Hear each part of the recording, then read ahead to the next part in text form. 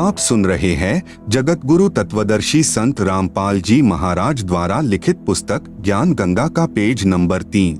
एक समय की बात है कि सभी को पता चला कि राजा परीक्षित को 7वें दिन सर्प डसेगा और उसकी मृत्यु होगी। इस बात का पता लगने पर सभी ने सोचा कि 7 दिनों तक राजा परीक्षित को भागवत की कथा सुनाई जाए ताकि इसका यहाँ से मोह हट जाए और प्रभु के चिंतन में लग जाए, क्योंकि मरते समय जिसकी जैसी भावना होती है वह उसी को प्राप्त होता है। सभी ने कहा कि अति उत्तम है, लेकिन अब कथा करे कौन? इस प्रश्न पर प्रश्नवाचक चिन्ह लग जाता है। इस समय वहां उपस्थित सभी महर्षियों ने, यहाँ तक कि श्रीमद् भागवत सुधा सागर के रचिता महर्षि वेद व्यास जी ने भी अपने आप को कथा सुनाने के योग्य नहीं समझा, क्योंकि उनको पता था कि हमारे अंदर यह समर्थता नहीं है। इसलिए क्यों एक जीव के जीवन को नष्ट करके पाप के भागीदार बने। चूँकि 7वें दिन परिणाम आना था, इसलिए 7 दिन तक कथा सुनाने की किसी की हिम्मत नहीं पड़ी। चूँकि सभी को अपनी औकात का पता होता है।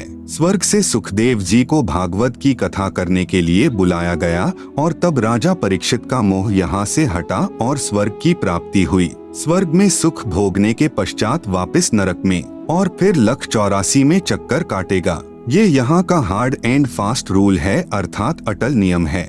यह उपलब्धि भी 3 लोक के पूर्ण गुरु बिना प्राप्त नहीं हो सकती। ठीक इसी प्रकार जब किसी स्थान पर प्रधानमंत्री आ रहा हो तो उनके आने से पहले 2-3 बहुत अच्छे वक्ता, गायक व तबले बैंजो बजाने वाले होते हैं, जो बहुत सुरीली और आकर्षक आवाज से दर्शकों को प्रभावित करते हैं। लेकिन वे जो कह रहे हैं उनमें से एक बात भी करने में सक्षम नहीं है। लेकिन जब प्रधानमंत्री आता है तो वह कम से कम शब्दों में कहता है कि आगरा में इंटरनेशनल कॉलेज बनवा दो, चंडीगढ़ में इंटरनेशनल यूनिवर्सिटी बनवा दो, आदि आदि। सिर्फ इतना कहकर पीएम साहब चले जाते हैं। उनके कहने से अगले दिन ही वह कार्य प्रारंभ हो जाता है, क्योंकि उनके वचन में शक्ति है। और यदि यही बात आप और मेरे जैसा आम व्यक्ति कहे तो हमारी बड़ी मूर्खता होगी, क्योंकि हमारे वचन में इतनी शक्ति नहीं है, जबकि प्रधानमंत्री के लिए ये सब साधारण बात है।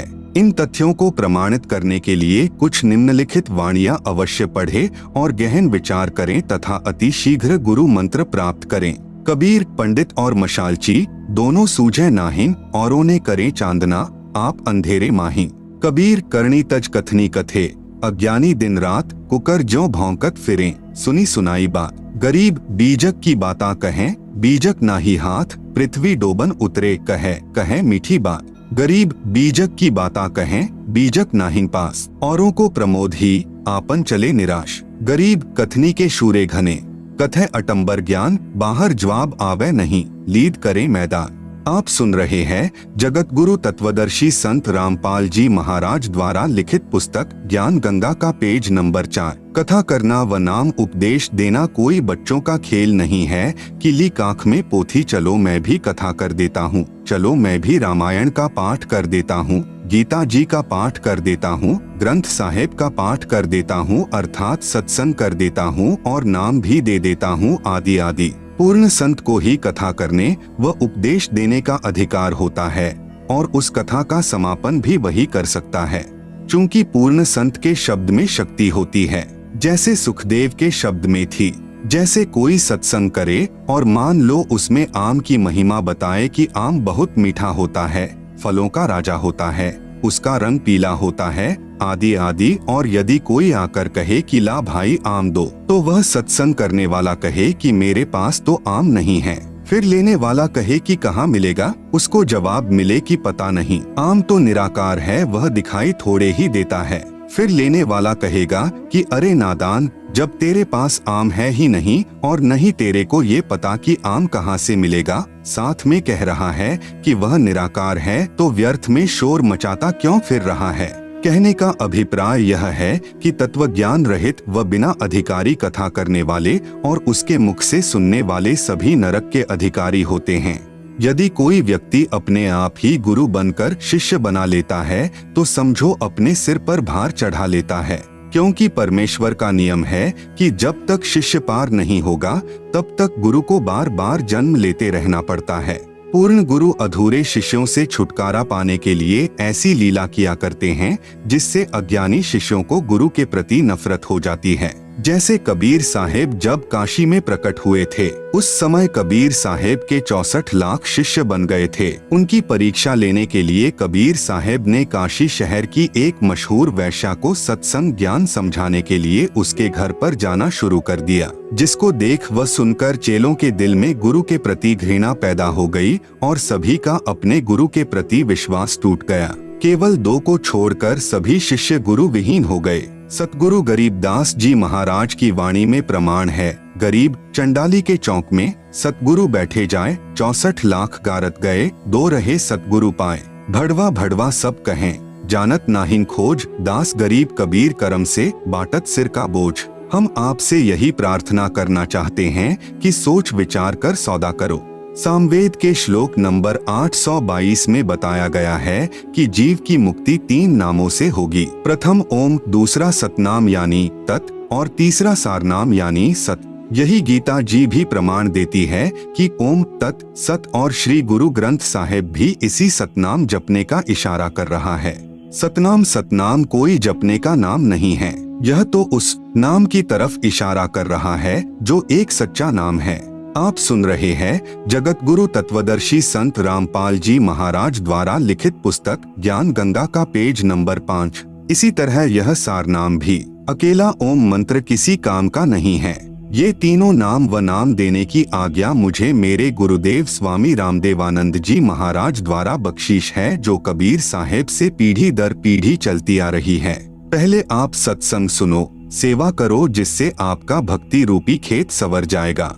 कबीर मानुष जन्म पाएकर नहीं रटे हरि नाम, जैसे कुआं जल बिना खुदवाया किस काम। कबीर एक हरि के नाम बिना ये राजा ऋषभ हो, माटी ढोवे कुम्हार की, घास न डाले कोई। इसके पश्चात अपने सवरे हुए खेत में बीज बोना होगा। शास्त्रों यानी कबीर साहेब की वाणी, वेद, गीता, पुराण, कुरान, धर्मदास साहेब आदि संतों की वाणी के अध्ययन से मुक्ति नहीं होगी। इन सभी शास्त्रों का एक ही सार यानी निचोड़ है कि पूर्ण मुक्ति के लिए पूर्ण परमात्मा कबीर साहेब के प्रतिनिधि संत यानी जिनको उनके गुरु द्वारा नाम देने की आज्ञा भी हो, से नाम उपदेश लेकर आत्म कल्याण करवाना चाहिए। यदि नाम नहीं लिया तो नाम बिना सूना नगर, पड़या सकल में शोर, लूट न लूटी बंदगी, हो गया हंसा भोर। अदली आरती अदल अजूनी, नाम बिना है काया सूनी, झूठी काया खाल लुहारा। इंगला पिंगला सुषमन द्वारा, कृतधनी भूले नर लोई, जा घट निश्चय नाम न होई। सो नर कीट पतंग भुजंगा, 84 में धर है अंगा। यदि बीज नहीं बीजा तो आत्मा रूपी खेत की गुड़ाई अर्थात तैयारी करना व्यर्थ हुआ। कहने का अभिप्राय यह है कि इनसे आपको ज्ञान होगा जो कि आवश्यक है, परंतु पूर्ण गुरु द्वारा नाम उपदेश लेना अर्थात बीज बीजना भी अति आवश्यक है। नाम भी वही जपना होगा जो कि गुरु नानक साहेब ने जपा, गरीबदास साहेब ने जपा, धर्मदास साहेब आदि संतों ने जपा। इसके अतिरिक्त अन्य नामों से जीव की मुक्ति नहीं होगी। इसलिए आप सभी ने नाम उपदेश लेकर अपना भक्ति रूपी धन जोड़ना प्रारंभ करना चाहिए और अन्य सभी को भी बताना चाहिए। जितना जल्दी हो सके उतना जल्दी, चूंकि न जाने कब और किस समय इस शरीर का पूरा होने का समय आ जाए। गुरु नानक देव जी भी कहते हैं कि ना जाने ये काल की कर डारे, किस विधि ढल जा पासावे, जिन्हादे सिरते मौत खुड़क दी, उन्हानु केड़ा हासावे। कबीर साहेब कहते हैं कि कबीर श्वास श्वास में नाम जपो, व्यर्था श्वास मत खोए, न जाने इस श्वास का आवन हो के ना होए। आप सुन रहे हैं जगत गुरु तत्वदर्शी संत रामपाल जी महाराज द्वारा लिखित पुस्तक ज्ञान गंगा का पेज नंबर 6।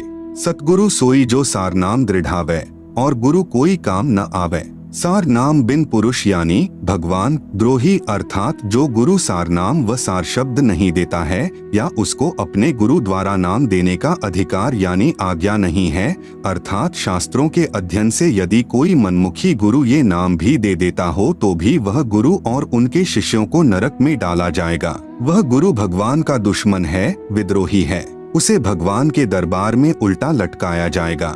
अब भक्त समाज में नकली गुरुओं यानी संतों द्वारा एक गलत धारणा फैला रखी है कि एक बार गुरु धारण करने के पश्चात दूसरा गुरु नहीं बदलना चाहिए। जरा विचार करके देखो कि गुरु हमारे जन्म मृत्यु रूपी रोग को काटने वाला वैद्य होता है।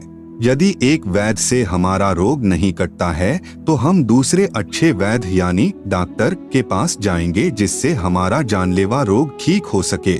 जैसे धर्मदास साहेब के पहले गुरु श्री रूपदास जी थे, लेकिन जब धर्मदास जी को पता लगा कि यह गुरु पूर्ण मुक्ति दाता नहीं है तो तुरंत त्याग कर पूर्ण ब्रह्म परमेश्वर सतपुरुष कबीर साहेब को अपना गुरु बनाया और पूर्ण मोक्ष सत्य लोक में प्राप्त किया। ठीक इसी प्रकार अधूरे गुरु को तुरंत त्याग देना चाहिए।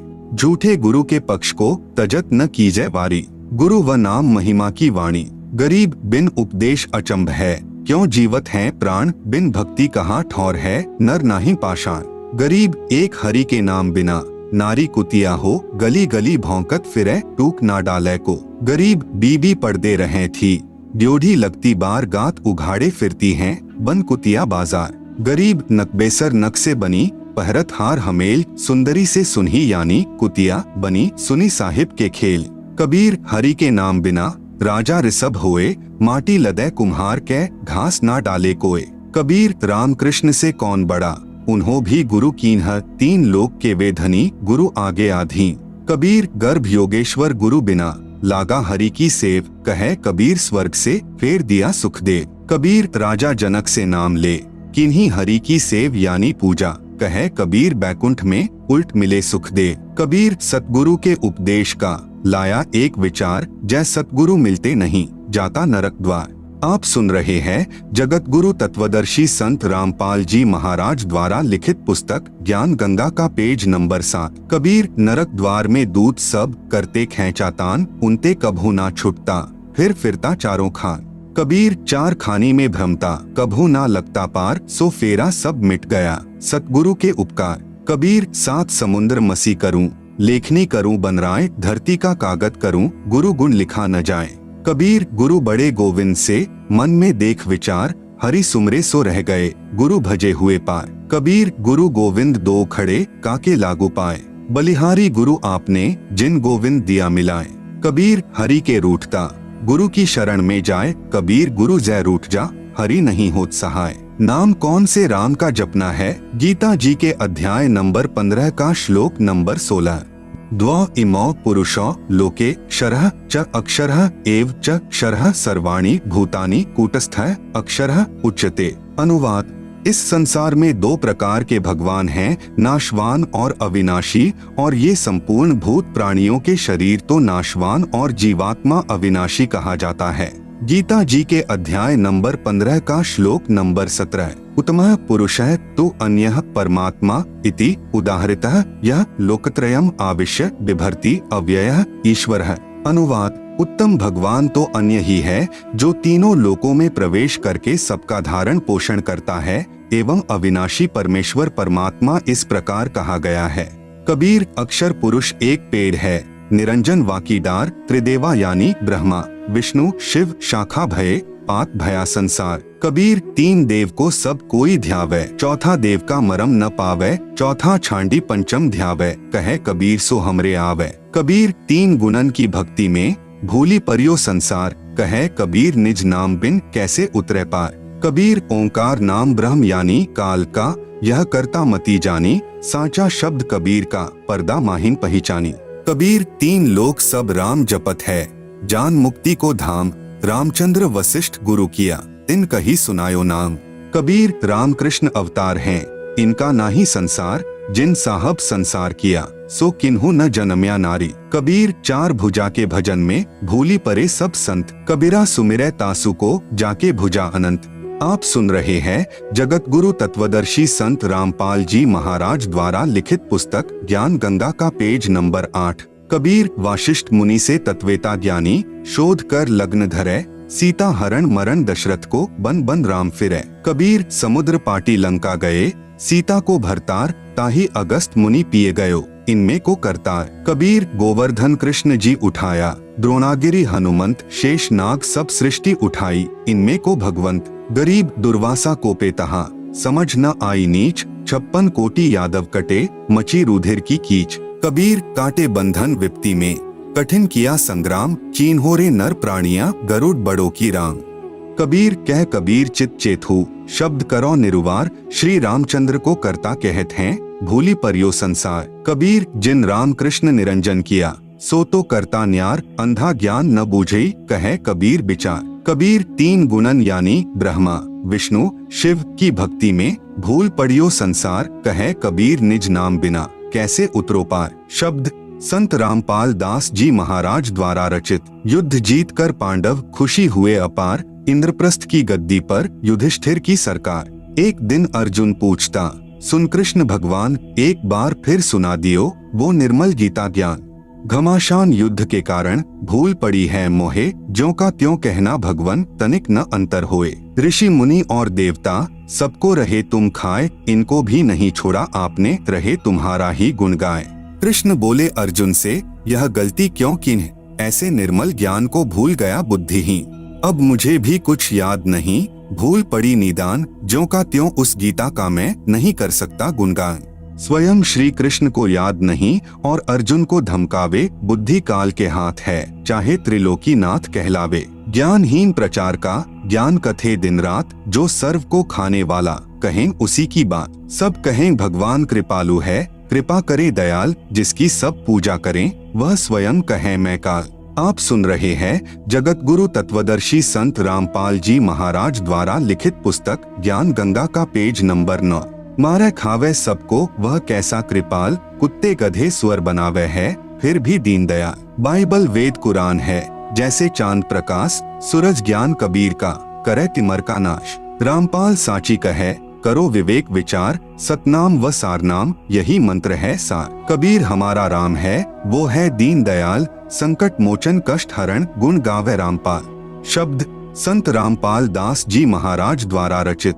ब्रह्मा विष्णु शिव हैं तीन लोक प्रधान, अष्टंगी इनकी माता है और पिता काल भगवान। 1,00,000 को काल नित खावे सीना तान, ब्रह्मा बनावे विष्णु पाले, शिव कर दे कल्याण। अर्जुन डर के पूछता है, यह कौन रूप भगवान, कहे निरंजन मैं काल हूँ, सबको आया खान। ब्रह्मा नाम इसी का है, वेद करें गुणगान, जन्म मरण 84 यह इसका संविधान। 4 राम की भक्ति में लग रहा संसार, 5वें राम का ज्ञान नहीं, जो पार उतारनहार। ब्रह्मा विष्णु शिव तीनों गुण हैं, दूसरा प्रकृति का जाल, लाख जीव नित भक्षण करें, राम तीसरा काल। अक्षर पुरुष है राम चौथा, जैसे चंद्रमा जान, 5वां राम कबीर है, जैसे उदय हुआ भान। रामदेवानंद गुरु जी कर गए नजर निहाल, सतनाम का दिया खजाना, बरते रामपाल। नाम यानी दीक्षा लेने वाले व्यक्तियों के लिए आवश्यक जानकारी। पूर्ण गुरु की पहचान। दीक्षा लेने वाले को चाहिए कि वह सर्वप्रथम गुरु जी की पहचान करे, उसके पश्चात दीक्षा ले। आज कलयुग में भक्त समाज के सामने पूर्ण गुरु की पहचान करना सबसे जटिल प्रश्न बना हुआ है, लेकिन इसका बहुत ही लघु और साधारण सा उत्तर है कि जो गुरु शास्त्रों के अनुसार भक्ति करता है और अपने अनुयायियों अर्थात शिष्यों द्वारा करवाता है, वही पूर्ण संत है। चूंकि भक्ति मार्ग का संविधान धार्मिक शास्त्र जैसे कबीर साहेब की वाणी, नानक साहेब की वाणी, संत गरीबदास जी महाराज की वाणी, संत धर्मदास जी साहेब की वाणी, वेद, गीता, पुराण, कुरान, पवित्र बाइबल आदि हैं। जो भी संत शास्त्रों के अनुसार भक्ति साधना बताता है और भक्त समाज को मार्गदर्शन करता है तो वह पूर्ण संत है, अन्यथा वह भक्त समाज का घोर दुश्मन है जो शास्त्रों के विरुद्ध साधना करवा रहा है। आप सुन रहे हैं जगत गुरु तत्वदर्शी संत रामपाल जी महाराज द्वारा लिखित पुस्तक ज्ञान गंगा का पेज नंबर 10। इस अनमोल मानव जन्म के साथ खिलवाड़ कर रहा है। ऐसे गुरु या संत को भगवान के दरबार में घोर नरक में उल्टा लटकाया जाएगा। उदाहरण के तौर पर जैसे कोई अध्यापक सिलेबस यानी पाठ्यक्रम से बाहर की शिक्षा देता है तो वह उन विद्यार्थियों का दुश्मन है। गीता अध्याय नंबर 7 का श्लोक नंबर 15। न माम दुष्कृतिनः मूढ़ाः प्रपद्यन्ते नराधमाः माया अपहृतज्ञानाः आसुरम भावम आश्रिताः। अनुवाद: माया के द्वारा जिनका ज्ञान हरा जा चुका है, ऐसे आसुर स्वभाव को धारण किए हुए मनुष्यों में नीच दूषित कर्म करने वाले मूर्ख मुझको नहीं भजते, अर्थात वे तीनों गुणों यानी रजगुण ब्रह्मा, सतगुण विष्णु, तमगुण शिव की साधना ही करते रहते हैं। यजुर्वेद अध्याय नंबर 40 श्लोक नंबर 10 संत रामपाल दास जी द्वारा भाषा भाष्य। अन्यदेवाहुः संभवादन्यदाहुर संभवात इति शुश्रुम धीराणाम ये नस्तद्विचक्षिरे। हिंदी अनुवाद, परमात्मा के बारे में सामान्यतः निराकार अर्थात कभी न जन्मने वाला कहते हैं। दूसरे आकार में अर्थात जन्म लेकर अवतार रूप में आने वाला कहते हैं। जो टिकाऊ अर्थात पूर्ण ज्ञानी अच्छी प्रकार सुनाते हैं, उसको इस प्रकार सही तौर पर वही समरूप अर्थात यथार्थ रूप में भिन्न भिन्न रूप से प्रत्यक्ष ज्ञान करवाते हैं। गीता अध्याय नंबर 4 का श्लोक नंबर 34। तत् विद्धि प्रणिपातेन परिप्रश्नेन सेव्या उपदेक्ष्यन्ति ते ज्ञानम ज्ञानिनः तत्वदर्शिनः। अनुवाद, उसको समझ उन पूर्ण परमात्मा के ज्ञान व समाधान को जानने वाले संतों को भली भांति दंडवत प्रणाम करने से, उनकी सेवा करने से और कपट छोड़कर सरलता पूर्वक प्रश्न करने से वे परमात्म तत्व को भली भांति जानने वाले ज्ञानी महात्मा तुझे उस तत्व ज्ञान का उपदेश करेंगे। उपदेशी के लिए मर्यादा। नंबर 1, नशीली वस्तुओं का सेवन निषेध। हुक्का, शराब, बियर, तंबाकू, बीड़ी, सिगरेट, हुलास, सूंघना, गुटखा, मांस, अंडा, सुल्फा, अफीम, गांजा और अन्य नशीली चीजों का सेवन तो दूर रहा, किसी को नशीली वस्तु लाकर भी नहीं देनी है। बंदी छोड़ गरीबदास जी महाराज इन सभी नशीली वस्तुओं को बहुत बुरा बताते हुए अपनी वाणी में कहते हैं कि सुरापान मधमांसाहारी, गमन करे भोगे पर नारी, 70 जन्म कटत हैं शीशम, साक्षी साहिब है जगदीशम। परद्वारा स्त्री का खोले, 70 जन्म अंधा होए डोले, मदिरा पीवे कड़वा पानी, 70 जन्म श्वान के जानी। गरीब हुक्का हरदम पीवते, लाल मिलावे धूर, इसमें संशय है नहीं, जन्म पिछले सूर। गरीब सो नारी जारी करे, सुरापान 100 बार, एक चिलम हुक्का भरे, डूबे काली धार। आप सुन रहे हैं जगत गुरु तत्वदर्शी संत रामपाल जी महाराज द्वारा लिखित पुस्तक ज्ञान गंगा का पेज नंबर 11। गरीब सूर गऊ को खात हैं, भक्ति बिहुने राड़, भांग तंबाकू खा गए सो चाबत हैं हार। गरीब भांग तंबाकू पीव ही, सुरापान से हेत, गोश्त मट्टी खाए कर जंगली बने प्रेत। गरीब पान तंबाकू चाभी, नास नाक में देत, सो तो इराने गए जूं भड़ भूजे का रेत। गरीब भांग तंबाकू पीवही, गोश्त गला कबाब, मोर मृग को भखत हैं, देगे कहाँ जवा। नंबर 2, तीर्थ स्थानों पर जाना निषेध। किसी प्रकार का कोई व्रत नहीं रखना है, कोई तीर्थ यात्रा नहीं करनी, न कोई गंगा स्नान आदि करना, न किसी अन्य धार्मिक स्थल पर स्नानार्थ व दर्शनार्थ जाना है। किसी मंदिर व इष्ट धाम में पूजा व भक्ति के भाव से नहीं जाना कि इस मंदिर में भगवान है। भगवान कोई पशु तो है नहीं कि उसको पुजारी जी ने मंदिर में बांध रखा है। भगवान तो कण कण में व्यापक है। ये सभी साधनाएं शास्त्रों के विरुद्ध हैं। जरा विचार करके देखो कि ये सभी तीर्थ स्थल जैसे जगन्नाथ का मंदिर, बद्रीनाथ, हरिद्वार, मक्का मदीना, अमरनाथ, वैष्णो देवी, वृंदावन, मथुरा, बरसाना, अयोध्या राम मंदिर, काशी धाम, छुड़ानी धाम आदि मंदिर, मस्जिद, गुरुद्वारा, चर्च व इष्ट धाम आदि ऐसे स्थल हैं जहाँ पर कोई संत रहते थे।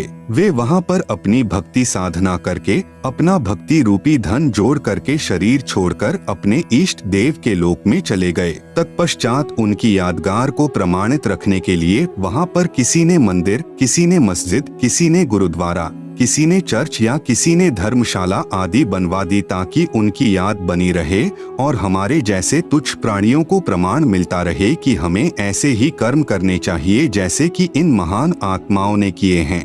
ये सभी धार्मिक स्थल हम सभी को यही संदेश देते हैं कि जैसे भक्ति साधना इन नामी संतों ने की है ऐसी ही आप करो। इसके लिए आप इसी तरीके से साधना करने वाले व बताने वाले संतों की तलाश करो और फिर जैसा वे कहें वैसा ही करो। लेकिन बाद में इन स्थानों की ही पूजा प्रारंभ हो गई जो कि बिल्कुल व्यर्थ है और शास्त्रों के विरुद्ध है। ये सभी स्थान तो एक ऐसे स्थान की भांति हैं जहां पर किसी हलवाई ने भट्ठी बनाकर जलेबी, लड्डू आदि बनाकर स्वयं खाकर और अपने सगे साथियों को खिलाकर चले गए। उसके बाद में उस स्थान पर न तो वह हलवाई है और न ही मिठाई, फिर तो वहाँ केवल भट्ठी ही है। वह न तो हमारे को मिठाई बनाना सिखा सकती है और न ही हमारा पेट यानी उदर भर सकती है।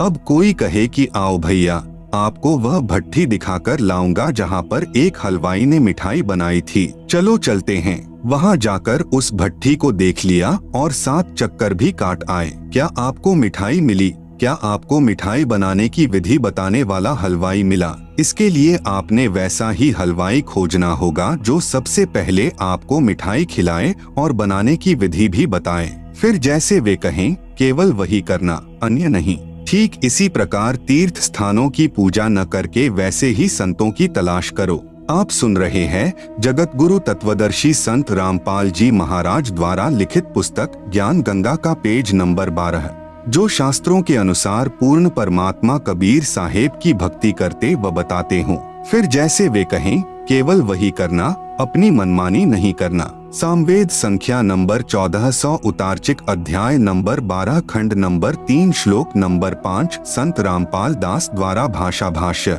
भद्रा वस्त्रा समन्यावसानो महान कविर्निवचनानि शंसन आवच्यस्व चंबोह पूयमानो विचक्षणो जागे विरदेवीतो। हिंदी। चतुर व्यक्तियों ने अपने वचनों द्वारा पूर्ण परमात्मा यानी पूर्ण ब्रह्म की पूजा का सत्यमार्ग दर्शन न करके अमृत के स्थान पर आन उपासना जैसे भूत पूजा, पितर पूजा, श्राद्ध निकालना, तीनों गुणों की पूजा यानी रजगुण ब्रह्मा, सतगुण विष्णु, तमगुण शंकर तथा ब्रह्म काल की पूजा मंदिर, मस्जिद, गुरुद्वारों, चर्चों व तीर्थ, उपवास तक की उपासना रूपी फोड़े व घाव से निकले मवाद को आदर के साथ आचमन करवा रहे होते हैं। उसको परम सुखदायक पूर्ण ब्रह्म कबीर सहशरीर साधारण वेशभूषा में यानी वस्त्र का अर्थ है वेशभूषा, संत भाषा में इसे चोला भी कहते हैं। जैसे कोई संत शरीर त्याग जाता है तो कहते हैं कि महात्मा तो चोला छोड़ गए। सत्यलोक वाले शरीर के समान दूसरा तेजपुंज का शरीर धारण करके आम व्यक्ति की तरह जीवन जीकर कुछ दिन संसार में रहकर अपनी शब्द साखियों के माध्यम से सत्य ज्ञान को वर्णन करके पूर्ण परमात्मा के छुपे हुए वास्तविक सत्य ज्ञान तथा भक्ति को जागृत करते हैं। गीता अध्याय नंबर 16 का श्लोक नंबर 23। यह शास्त्र विधिम उत्सृज्य वर्तते कामकारतः न सह सिद्धिम अवाप्नोति न सुखम न पराम गतिम। अनुवाद। जो पुरुष शास्त्र विधि को त्याग कर अपनी इच्छा से मनमाना आचरण करता है वह न सिद्धि को प्राप्त होता है, न परम गति को और न सुख को ही। गीता अध्याय नंबर 6 का श्लोक नंबर 16। न अति अशृणतः तु योगः अस्ति न च एकांतम अनशृणतः न च अति स्वप्नशीलस्य जागृतः न एव च अर्जुन। अनुवाद। हे अर्जुन, यह योग अर्थात भक्ति न तो बहुत खाने वाले का और न बिल्कुल न खाने वाले का, न एकांत स्थान पर आसन लगाकर साधना करने वाले का तथा न बहुत शयन करने के स्वभाव वाले का और न सदा जागने वाले का ही सिद्ध होता है। पूजय देई धाम को शीश हलावे जो, गरीब दास साची कहे हद काफिर है सो। कबीर गंगा काठे घर करे पीवे निर्मल नीर, मुक्ति नहीं हरि नाम बिन सतगुरु कहे कबीर। कबीर तीर्थ कर कर जग मुवा, उड़े पानी नहाए, राम ही नाम ना जपा काल घसीटे जाए। गरीब पीतल ही का थाल है, पीतल का लोटा, जड़ मूरत को पूजते आवेगा टोटा। गरीब पीतल चमचा पूजिए जो थाल परोसे, जड़ मूरत किस काम की मती रहो भरोसे। कबीर पर्वत पर्वत में फिरिया, कारण अपने राम, राम सरीखे जन मिले जिन सारे सब काम। आप सुन रहे हैं जगत गुरु तत्वदर्शी संत रामपाल जी महाराज द्वारा लिखित पुस्तक ज्ञान गंगा का पेज नंबर 13 नंबर 3 देवी देवता तथा पितर पूजा निषेध। किसी प्रकार की पितर पूजा, श्राद्ध निकालना आदि कुछ नहीं करना है।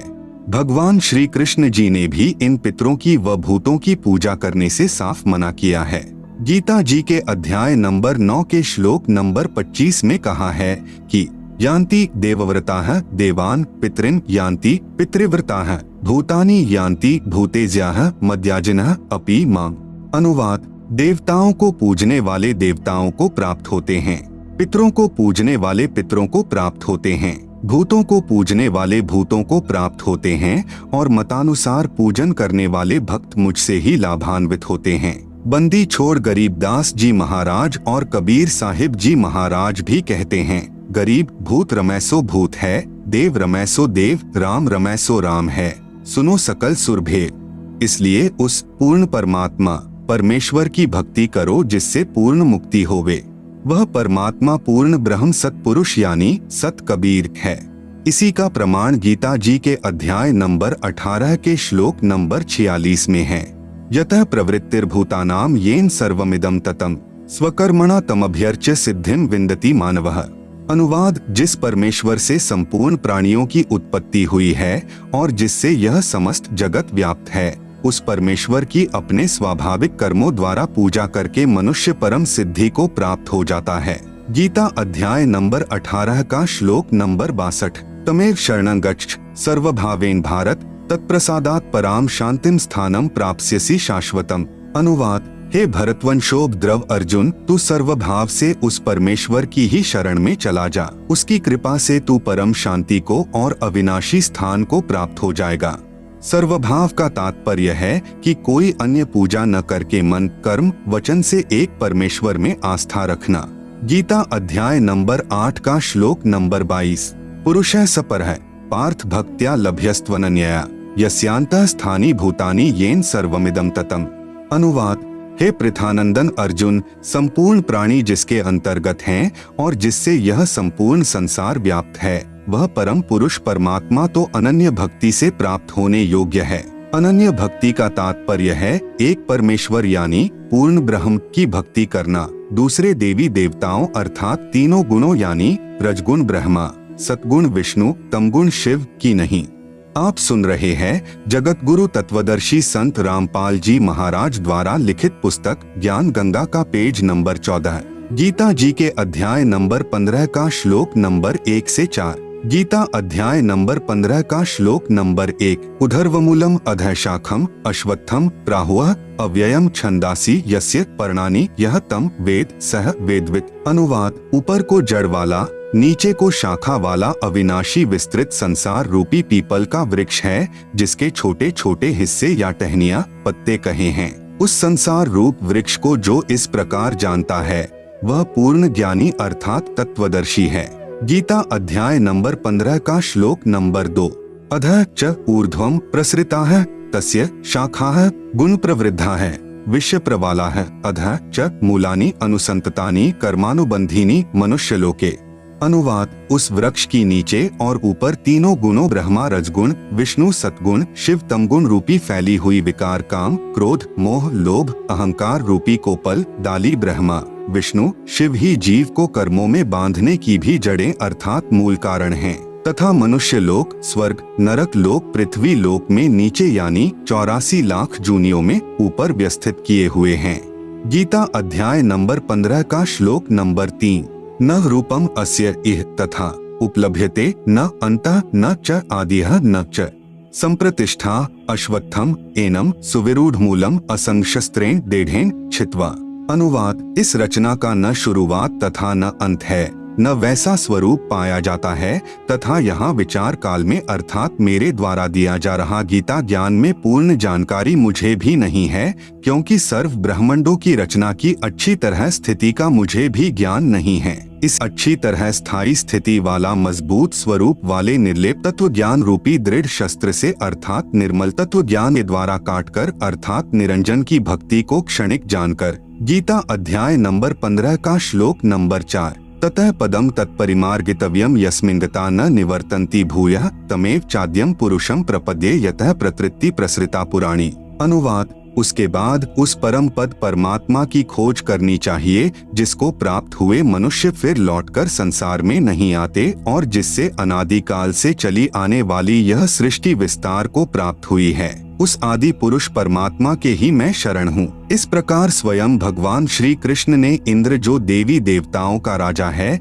की पूजा भी छुड़वाकर उस परमात्मा की भक्ति करने के लिए ही प्रेरणा दी थी, जिस कारण उन्होंने गोवर्धन पर्वत को उठाकर इंद्र के कोप से ब्रजवासियों की रक्षा की। गरीब इंद्र चढ़ा ब्रिज डुबोवन, भीगा भीत न लेव, इंद्र कढ़ाई होत जगत में, पूजा खा गए दे। कबीर, इस संसार को समझाओ कै बार, पूछ जो पकड़े भेड़ की, उतरा चाहे पार। आप सुन रहे हैं जगत गुरु तत्वदर्शी संत रामपाल जी महाराज द्वारा लिखित पुस्तक ज्ञान गंगा का पेज नंबर 15 नंबर 4। गुरु आज्ञा का पालन। गुरुदेव जी की आज्ञा के बिना घर में किसी भी प्रकार का धार्मिक अनुष्ठान नहीं करवाना है। जैसे बंदी छोड़ अपनी वाणी में कहते हैं कि गुरु बिन यज्ञ हवन जो कर ही, मिथ्या जावे कब हो नहीं फल ही। कबीर, गुरु बिन माला फेरते, गुरु बिन देते दान, गुरु बिन दोनों निष्फल हैं, पूछो वेद पुराण। नंबर 5। माता मसानी पूजना निषेध। आपने खेत में बनी मंडी या किसी खेड़े आदि की या किसी अन्य देवता की समाध नहीं पूजनी है। समाध चाहे किसी की भी हो, बिल्कुल नहीं पूजनी है। अन्य कोई उपासना नहीं करनी है। यहाँ तक कि तीनों गुणों यानी ब्रह्मा, विष्णु, शिव की पूजा भी नहीं करनी है। केवल गुरु जी के बताए अनुसार ही करना है। गीता अध्याय नंबर 7 का श्लोक नंबर 15। न माम दुष्कृतिन मूढ़ाः प्रपद्यन्ते नराधमाः माया अपहृत ज्ञानाः आसुरम भावम आश्रिताः।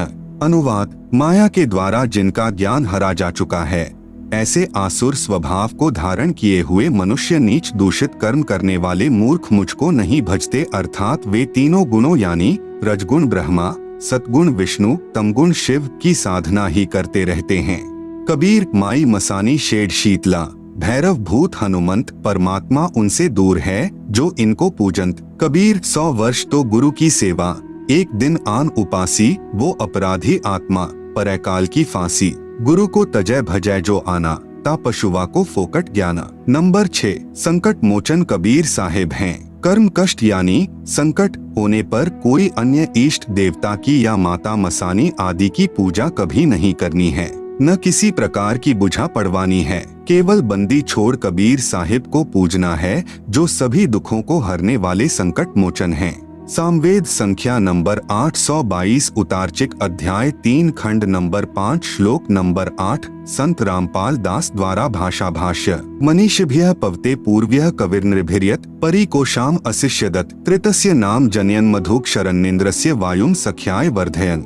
हिंदी: सनातन अर्थात अविनाशी कबीर परमेश्वर हृदय से चाहने वाले, श्रद्धा से भक्ति करने वाले भक्तात्मा को 3 मंत्र उपदेश देकर पवित्र करके जन्म व मृत्यु से रहित करता है, तथा उसके प्राण अर्थात जीवन श्वासों को जो संस्कारवश अपने मित्र अर्थात भक्त के गिनती के डाले हुए होते हैं, को अपने भंडार से पूर्ण रूप से बढ़ाता है, जिस कारण से परमेश्वर के वास्तविक आनंद को अपने आशीर्वाद प्रसाद से प्राप्त करवाता है। कबीर देवी देव ठाढ़े भये, हमको ठौर बताओ, जो मुझ यानी कबीर को पूजे नहीं, उनको लूटो खाओ। गरीब काल जो पीसे पीसना, जौरा है पनिहार, ये 2 असल मजूर हैं। सतगुरु के दरबार। आप सुन रहे हैं जगत गुरु तत्वदर्शी संत रामपाल जी महाराज द्वारा लिखित पुस्तक ज्ञान गंगा का पेज नंबर 16। नंबर 7 अनावश्यक दान निषेध। कहीं पर और किसी को दान रूप में कुछ नहीं देना है, न पैसे, न बिना सिला हुआ कपड़ा आदि कुछ नहीं देना है। यदि कोई दान रूप में कुछ मांगने आए तो उसे खाना खिला दो, चाय, दूध, लस्सी, पानी आदि पिला दो, परंतु देना कुछ भी नहीं है। न जाने वह भिक्षुक उस पैसे का क्या दुरुपयोग करे। जैसे एक व्यक्ति ने किसी भिखारी को उसकी झूठी कहानी, जिसमें वह बता रहा था कि मेरे बच्चे इलाज बिना तड़फ रहे हैं, कुछ पैसे देने की कृपा करें, को सुनकर भावनावश होकर 100 रुपए दे दिए। वह भिखारी पहले पाव शराब पीता था। उस दिन उसने आधा बोतल शराब पी और अपनी पत्नी को पीट डाला। उसकी पत्नी ने बच्चों सहित आत्महत्या कर ली। आप द्वारा किया हुआ वह दान उस परिवार के नाश का कारण बना। यदि आप चाहते हो कि ऐसे दुखी व्यक्ति की मदद करें तो उसके बच्चों को डॉक्टर से दवाई दिलवा दें, पैसा न दें। कबीर गुरु बिन माला फेरते, गुरु बिन देते दान, गुरु बिन दोनों निष्फल हैं, पूछो वेद पुराण। नंबर 8 झूठा खाना निषेध। ऐसे व्यक्ति का झूठा नहीं खाना है जो शराब, मांस, तंबाकू, अंडा, बियर, अफीम, गांजा आदि का सेवन करता हो। नंबर 9 सत्यलोक गमन यानी देहांत के बाद क्रिया कर्म निषेध। यदि परिवार में किसी की मौत हो जाती है, चिता में अग्नि कोई भी दे सकता है। घर का या अन्य तथा अग्नि प्रज्वलित करते समय मंगलाचरण बोल दें। उसके फूल आदि कुछ नहीं उठाने हैं। यदि उस स्थान को साफ करना अनिवार्य है तो उन अस्थियों को उठाकर स्वयं ही किसी स्थान पर चलते पानी में बहा दें। उस समय मंगलाचरण उच्चारण कर दें। न पिंड आदि भरवाने हैं, न 13वीं, 6 माही, बरसोधी तथा श्राद्ध आदि कुछ नहीं करना है। किसी भी अन्य व्यक्ति से हवन आदि नहीं करवाना है। संबंधी तथा रिश्तेदारों आदि जो शोक व्यक्त करने आए, उनके लिए कोई भी एक दिन नियुक्त करें। उस दिन प्रतिदिन करने वाला नित्य नियम करें। ज्योति जागृत करें, फिर सर्व को खाना खिलाए। यदि आपने उसके यानी मरने वाले के नाम पर कुछ धर्म करना है तो अपने गुरुदेव जी की आज्ञा लेकर बंदी छोड़ गरीबदास जी महाराज की अमृतमयी वाणी का अखंड पाठ करवाना चाहिए। यदि पाठ करने की आज्ञा न मिले तो परिवार के उपदेशी भक्त 4 दिन या 7 दिन घर में एक अखंड ज्योति देशी घी की जलाए तथा ब्रह्म गायत्री मंत्र प्रतिदिन 4 बार करें तथा 3 या 1 बार के मंत्र का दान संकल्प सतलोक वासी को करें। जैसा उचित समझें 1, 2, 3 तक मंत्र के जाप का फल उसे दान करें। प्रतिदिन की तरह ज्योति व आरती नाम स्मरण करते रहना है। यह याद रखते हुए कि कबीर साथी हमारे चले गए, हम भी चालनहार, कोई कागज में बाकी रह रही, ताते लगी है वार। कबीर देह पड़ी तो क्या हुआ, झूठा सभी पटीट, पक्षी उड़िया आकाश को, चलता कर गया बीट। आप सुन रहे हैं जगत गुरु तत्वदर्शी संत रामपाल जी महाराज द्वारा लिखित पुस्तक ज्ञान गंगा का पेज नंबर 17 कर्म कांड के विषय में सत्य कथा। मेरे यानी संत रामपाल दास के पूज्य गुरुदेव स्वामी रामदेवानंद जी महाराज को 16 वर्ष की आयु में किसी महात्मा के सत्संग सुनने से वैराग्य हो गया था। एक दिन वे खेतों में गए हुए थे, पास में ही वन था। उन्होंने वन में जाकर किसी मृत जानवर की हड्डियों के पास अपने कपड़े फाड़कर फेंक दिए और स्वयं महात्मा जी के साथ चले गए। जब उनकी खोज हुई तो उनके घर वालों ने देखा कि वन में हड्डियों के पास फटे हुए कपड़े पड़े हैं, तो उन्होंने सोचा कि किसी जंगली जानवर ने उन्हें खा लिया है। उन कपड़ों तथा हड्डियों को उठाकर घर पर ले गए और अंतिम संस्कार कर दिया। उसके बाद 13वीं तथा छमाही करते हैं और फिर श्राद्ध शुरू हो जाते हैं। जब मेरे पूज्य गुरुदेव बहुत वृद्ध हो चुके थे तो वे एक बार घर पर गए। तब उन घर वालों को यह पता चला कि ये जीवित हैं और घर छोड़कर चले गए थे। उन्होंने बताया कि जब ये घर छोड़कर चले गए थे तो इनकी खोज हुई। वन में इनके कपड़े मिले, उनके पास कुछ हड्डियां पड़ी थी, तो हमने सोचा कि किसी जंगली जानवर ने इनको खा लिया है और उन कपड़ों तथा हड्डियों को घर पर लाकर अंतिम संस्कार कर दिया। फिर मैंने यानी संत रामपाल दास ने मेरे पूज्य गुरुदेव के छोटे भाई की पत्नी से पूछा कि जब हमारे पूज्य गुरुदेव घर छोड़कर चले गए थे तो तुमने पीछे से क्या किया। उसने बताया कि जब मैं ब्याही आई थी तो उस समय मुझे इनके श्राद्ध निकलते मिले थे। मैं अपने हाथों से इनके लगभग 70 श्राद्ध निकाल चुकी हूँ। उसने बताया कि जब घर में कोई नुकसान हो जाता था, जैसे कि भैंस का दूध न देना, धन में खराबी आ जाना, कोई और नुकसान हो जाना आदि, तो हम सियानों के पास बुझा पड़वाने के लिए जाते थे। तो वे कहते थे कि तुम्हारे घर में कोई निसंतान यानी अनमैरिड मरा हुआ है, तुम्हारे को वह दुखी कर रहा है क्योंकि वह भूत बना हुआ है। फिर हम उसके कपड़े आदि देते हैं। तब मैंने कहा कि ये तो दुनिया का उद्धार कर रहे हैं, ये किसको दुख दे रहे थे, ये तो अब सुखदाता हैं। फिर मैंने यानी संत रामपाल जी महाराज ने उस वृद्धा से कहा कि अब तो ये आपके सामने हैं, अब तो ये व्यर्थ की साधना जैसे श्राद्ध निकालने बंद कर दो। तब उसने कहा कि यह तो पुरानी रिवाज है, यह कैसे छोड़ दूं? अर्थात हम अपनी पुरानी रिवाजों में इतने लीन हो चुके हैं कि प्रत्यक्ष प्रमाण होने पर कि वह गलत कर रहे हैं, छोड़ नहीं सकते। इससे प्रमाणित होता है कि श्राद्ध निकालना, पितर पूजा करना आदि सब व्यर्थ हैं। नंबर 10, बच्चे के जन्म पर शास्त्र विरुद्ध पूजा निषेध। बच्चे के जन्म पर कोई छठी आदि नहीं मनानी है। सुतक के कारण प्रतिदिन की तरह करने वाली पूजा, भक्ति, आरती, ज्योति जगाना आदि बंद नहीं करनी है। आप सुन रहे हैं जगत गुरु तत्वदर्शी संत रामपाल जी महाराज द्वारा लिखित पुस्तक ज्ञान गंगा का पेज नंबर 18। इसी संदर्भ में एक संक्षिप्त कथा बताता हूँ कि एक व्यक्ति की शादी के 10 वर्ष पश्चात पुत्र हुआ था। पुत्र की खुशी में उसने बहुत ही खुशी मनाई। 20-25 गांवों को भोजन के लिए आमंत्रित किया और बहुत ही गाना बजाना हुआ, अर्थात काफी पैसा खर्च किया। फिर 1 वर्ष के बाद उस पुत्र का देहांत हो जाता है। फिर वही परिवार टक्कर मार कर रोता है और अपने दुर्भाग्य को कोसता है। इसलिए कबीर साहेब हमें बताते हैं कि कबीर बेटा जाया खुशी हुई, बहुत बजाए थाल, आना जाना लग रहा जो कीड़ी का नाल। कबीर पतझड़ आवत देखकर बन रोवे मन माहिन, ऊंची डाली पात थे अब पीले हो जाही। कबीर पात झड़नता यूं कहे, सुन भई तरुवर राय अब के बिछुड़े नहीं मिला। न जाने कहाँ गिरेंगे जाए। कबीर तरुवर कहता पात से, सुनो पात एक बात, यहाँ की याहे रीति है, एक आवत एक जात। नंबर 11, देई धाम पर बाल उतरवाने जाना निषेध। बच्चे के किसी देई धाम पर बाल उतरवाने नहीं जाना है। जब देखो बाल बड़े हो गए, कटवाकर फेंक दो। एक मंदिर में देखा कि श्रद्धालु भक्त अपने लड़के या लड़कियों के बाल उतरवाने आए।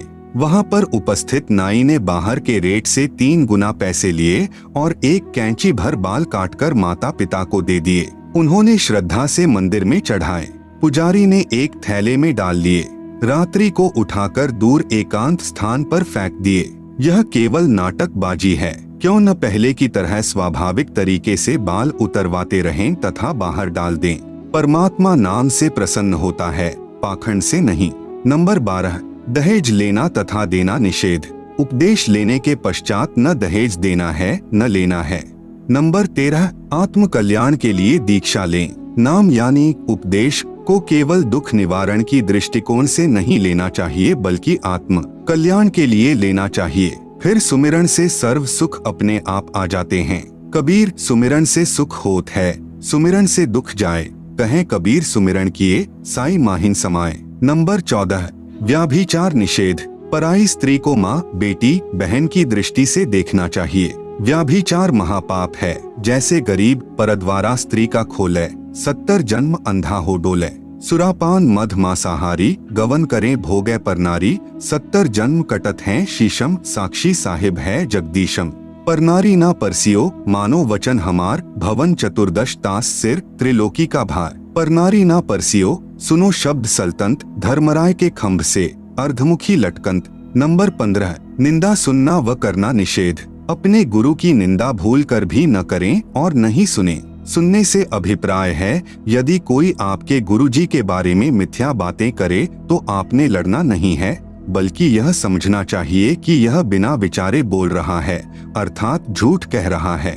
आप सुन रहे हैं जगत गुरु तत्वदर्शी संत रामपाल जी महाराज द्वारा लिखित पुस्तक ज्ञान गंगा का पेज नंबर 19। गुरु की निंदा सुने जो काना, ताको निश्चय नरक निदाना। अपने मुख निंदा जो करही, शुकर श्वान गर्भ में परही। निंदा तो किसी की भी नहीं करनी है और नहीं सुननी है, चाहे वह आम व्यक्ति ही क्यों न हो। कबीर साहेब कहते हैं कि तिनका कभू न निंदिए, जो पांव तले हो, कभू उठ आँखिन पड़े, पीर घनेरी हो। नंबर 16, सत्संग सुनना तथा सेवा करना अनिवार्य है। सत्संग में समय मिलते ही आने की कोशिश करे तथा सत्संग में नखरे यानी मान बढ़ाई करने नहीं आवे, अपितु अपने आप को एक बीमार समझकर आवे। जैसे बीमार व्यक्ति चाहे कितने ही पैसे वाला हो, चाहे उच्च पदवी वाला हो, जब अस्पताल में जाता है तो उस समय उसका उद्देश्य केवल रोग मुक्त होना होता है। जहां डॉक्टर लेटने को कहे लेट जाता है, बैठने को कहे बैठ जाता है, बाहर जाने का निर्देश मिले तो बाहर चला जाता है, फिर अंदर आने के लिए आवाज आए तो चुपके से अंदर आ जाता है।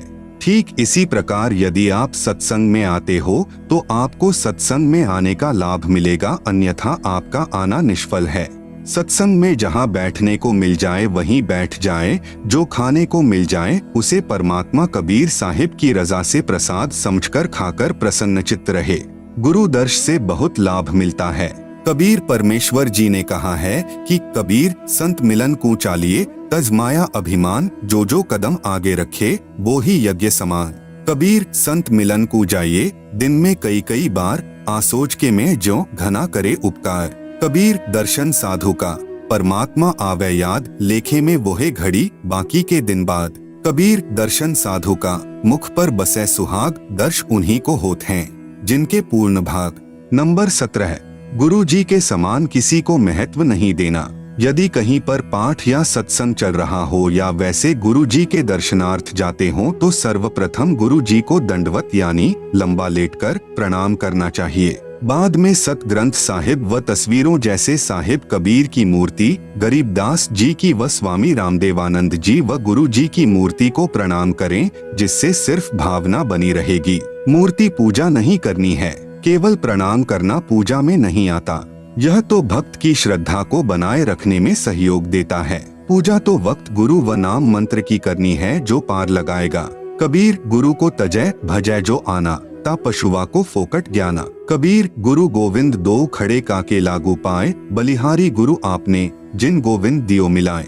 कबीर गुरु बड़े हैं गोविंद से, मन में देख विचार, हरि सुमरे सो रह गए, गुरु भजे होए पार। कबीर हरि के रूठता, गुरु की शरण में जाए, कबीर गुरु जय रूठ जा, हरि नहीं होत सहाय। कबीर सात समुद्र की मसी करूं, लेखनी करूं बनी राय, धरती का कागज करूं तो गुरु गुण लिखा न जाए। नंबर 18, मांस भक्षण निषेध। अंडा व मांस भक्षण व जीव हिंसा नहीं करनी है, यह महापाप होता है। जैसे साहेब कबीर जी महाराज व गरीबदास जी महाराज ने बताया है। कबीर जीव हने हिंसा करे, प्रकट पाप सिर होए, निगम पुनि ऐसे पाप ते, भिस्त गया नहीं कोई। आप सुन रहे हैं जगत गुरु तत्वदर्शी संत रामपाल जी महाराज द्वारा लिखित पुस्तक ज्ञान गंगा का पेज नंबर 20। कबीर तिल भर मछली खाए कर, कोटि गौ दे दान, काशी करौंत ले मरे तो भी नरक निदान। कबीर बकरी पाती खात है, ताकि काढ़ी खाल, जो बकरी को खात है तिनका कौन हवाल। कबीर गला काटी कलमा भरे, किया कहे हलाल, साहब लेखा मांगसी तब होसी कौन हवाल। कबीर दिन को रोजा रहत हैं, रात हनत है गाय, यह खून वह वंदगी, कहूँ क्यों खुशी खुदाए। कबीर कबीरा तेई पीर हैं, जो जाने पर पीर, जो पर पीर न जानी है सो काफिर बेपीर। कबीर खूब खाना है खींचड़ी, माही परी टुक लौन, मांस पराया खाए के गला कटावे कौन। कबीर मुसलमान मारे करद सो, हिंदू मारे तरवार, कहे कबीर दोनों मिली जय यम के द्वार। कबीर मांस आहारी मानव, प्रत्यक्ष राक्षस जानी, ताकि संगति मति करे, होई भक्ति में हानि। कबीर मांस खायते ढेर सब, मद पीवे सो नीच, कुल की दुर्मति पर हरे, राम कहे सो ऊंच। कबीर मांस मछलियां खात हैं, सुरापान से हेत, ते नर नरके जाएंगे माता पिता समेत। गरीब जीव हिंसा जो करते हैं, या आगे क्या पाप, कंटक जुनी जिहान में, सिंह भेड़िया और सांप, झोटे बकरे मुर्गे ताई, लेखा सब ही लेत गुसाई। मृग मोर मारे महमंता, अचराचर हैं जीव अनंता। जिह्वा स्वाद हिते प्राणा, नीमा नाश गया हम जाना। तीतर लवा बुटेरी चिड़िया, खूनी मारे बड़े अगड़िया। अदले बदले लेखे लेखा, समझ देख सुन ज्ञान विवेका। गरीब शब्द हमारा मानियो, और सुनते हो नर नारी, जीव दया बिन कुफर है, चले जमाना हारी। अनजाने में हुई हिंसा का पाप नहीं लगता। परमात्मा कबीर साहिब कहते हैं, इच्छा कर मारे नहीं, बिन इच्छा मर जाए, कहें कबीर तास का पाप नहीं लगाए। नंबर 19, गुरुद्रोही का संपर्क निषेध। यदि कोई भक्त गुरुजी से द्रोह करता है, यानी गुरुजी से विमुख हो जाता है, वह महापाप का भागी हो जाता है। यदि किसी को मार्ग अच्छा न लगे तो अपना गुरु बदल सकता है। यदि वह पूर्व गुरु के साथ बैर व निंदा करता है तो वह गुरुद्रोही कहलाता है। ऐसे व्यक्ति से भक्ति चर्चा करने में उपदेशी को दोष लगता है, उसकी भक्ति समाप्त हो जाती है। आप सुन रहे हैं जगत गुरु तत्वदर्शी संत रामपाल जी महाराज द्वारा लिखित पुस्तक ज्ञान गंगा का पेज नंबर 21। गरीब गुरुद्रोही की पैड़ पर जे पग आवे बीर, 84 निश्चय पड़े सतगुरु कहें कबीर। कबीर जानबूझ साची तजय, करे झूठे से नेह, जाकी संगत है प्रभु स्वपन में भी ना दे। अर्थात गुरुद्रोही के पास जाने वाला भक्ति रहित होकर नरक व लख 84 जूनियों में चला जाएगा। नंबर 20, जुआ निषेध। जुआ ताश कभी नहीं खेलना चाहिए। कबीर मांस भखे और मद पिए, धन वेश्या सो खाए, जुआ खेली चोरी करे, अंत समूला जाए। नंबर 21, नाच गान निषेध। किसी भी प्रकार के खुशी के अवसर पर नाचना व अश्लील गाने गाना भक्ति भाव के विरुद्ध है। जैसे एक समय एक विधवा बहन किसी खुशी के अवसर पर अपने रिश्तेदार के घर पर गई हुई थी। सभी खुशी के साथ नाच गा रहे थे, परंतु वह बहन एक तरफ बैठकर प्रभु चिंतन में लगी हुई थी। फिर उनके रिश्तेदारों ने उससे पूछा कि आप ऐसे क्यों निराश बैठे हो, आप भी हमारे की तरह नाचो, गाओ और खुशी मनाओ। इस पर वह बहन कहती है कि किसकी खुशी मनाऊं, मुझ विधवा का एक ही पुत्र था, वह भी भगवान को प्यारा हो चुका है, अब क्या खुशी है मेरे लिए। ठीक इसी प्रकार इस काल के लोक में प्रत्येक व्यक्ति की स्थिति है। यहाँ पर गुरु नानक देव जी की वाणी है कि न जाने काल की कर डारे, किस विधि ढल जा पासावे, जिन्हादे सिर ते मौत खुरगदी, उन्हानु केड़ा हासावे। साध मिले साड़ी शादी यानी खुशी, होंदी बिछड़दा दिलगिरी यानी दुख वे, अखदे नानक सुनो जिहाना, मुश्किल हाल फकीरी वे। कबीर साहेब जी महाराज भी कहते हैं कि कबीर झूठे सुख को सुख कहे, मान रहा मन मोद, सकल चबीना काल का, कुछ मुख में कुछ गोद। कबीर बेटा जाया खुशी हुई, बहुत बजाए था, आवन जाना लग रहा, ज्यों कीड़ी का नाल। विशेष स्त्री तथा पुरुष दोनों ही परमात्मा प्राप्ति के अधिकारी हैं। स्त्रियों को मासिक धर्म यानी मेंसेस के दिनों में भी अपनी दैनिक पूजा, ज्योति लगाना आदि बंद नहीं करना चाहिए। नहीं किसी के देहांत या जन्म पर भी दैनिक पूजा कर्म बंद नहीं करना है। नोट: जो भक्तजन इन 21 सूत्रीय आदेशों का पालन नहीं करेगा, उसका नाम समाप्त हो जाएगा। यदि अनजाने में कोई गलती हो भी जाती है तो वह माफ हो जाती है, और यदि जानबूझकर कोई गलती की है तो वह भक्त नाम रहित हो जाता है। इसका समाधान यही है कि गुरुदेव जी से क्षमा याचना करके दोबारा नाम उपदेश लेना होगा। कृपया आगे पढ़े उन भक्तों की आप बीती जो शास्त्र विरुद्ध साधना त्याग कर उपरोक्त नियमों का पालन करके कितने सुखी हुए हैं, और पहले सब लोकवेद वाली पूजाएं करके भी महादुखी थे। लेखक संत रामपाल दास महाराज, सतलोक आश्रम, बरवाला, जिला हिसार, हरियाणा, भारत। आप सुन रहे हैं जगत गुरु तत्वदर्शी संत रामपाल जी महाराज द्वारा लिखित पुस्तक ज्ञान गंगा का पेज नंबर 22। संपूर्ण सृष्टि रचना, सूक्ष्म वेद से निष्कर्ष रूप सृष्टि रचना का वर्णन। प्रभु प्रेमी आत्माएं प्रथम बार निम्न सृष्टि की रचना को पढ़ेंगे तो ऐसे लगेगा जैसे दंत कथा हो, परंतु सर्व पवित्र सद्ग्रंथों के प्रमाणों को पढ़कर दांतों तले उंगली दबाएंगे कि यह वास्तविक अमृत ज्ञान कहाँ छुपा था। कृपया धैर्य के साथ पढ़ते रहिए तथा इस अमृत ज्ञान को सुरक्षित रखें। आपकी 101 पीढ़ी तक काम आएगा। पवित्रात्माएं कृपया सत्यनारायण यानी अविनाशी प्रभु सत्पुरुष द्वारा रची सृष्टि रचना का वास्तविक ज्ञान पढ़े। नंबर 1, पूर्ण ब्रह्म। इस सृष्टि रचना में सत्पुरुष सतलोक का स्वामी यानी प्रभु, अलख पुरुष अलख लोक का स्वामी यानी प्रभु, अगम पुरुष अगम लोक का स्वामी यानी प्रभु, तथा अनामी पुरुष अनामी अकह लोक का स्वामी यानी प्रभु, तो एक ही पूर्ण ब्रह्म है जो वास्तव में अविनाशी प्रभु है, जो भिन्न भिन्न रूप धारण करके अपने चारों लोकों में रहता है, जिसके अंतर्गत असंख्य ब्रह्मांड आते हैं। नंबर 2, परब्रह्म। यह केवल 7 संख ब्रह्मांड का स्वामी यानी प्रभु है। यह अक्षर पुरुष भी कहलाता है, परंतु यह तथा इसके ब्रह्मांड भी वास्तव में अविनाशी नहीं है। नंबर 3, ब्रह्म। यह केवल 21 ब्रह्मांड का स्वामी यानी प्रभु है। इसे क्षर पुरुष, ज्योति निरंजन, काल आदि उपमा से जाना जाता है। यह तथा इसके सर्व ब्रह्मांड नाशवान हैं। उपरोक्त तीनों पुरुषों यानी प्रभुओं का प्रमाण पवित्र श्रीमद् भगवत गीता अध्याय 15 श्लोक 16-17 में भी है। नंबर 4, ब्रह्मा। ब्रह्मा इसी ब्रह्म का ज्येष्ठ पुत्र है, विष्णु मध्य वाला पुत्र है तथा शिव अंतिम तीसरा पुत्र है। ये तीनों ब्रह्म के पुत्र केवल एक ब्रह्मांड में एक विभाग यानी गुण के स्वामी यानी प्रभु हैं तथा नाशवान हैं।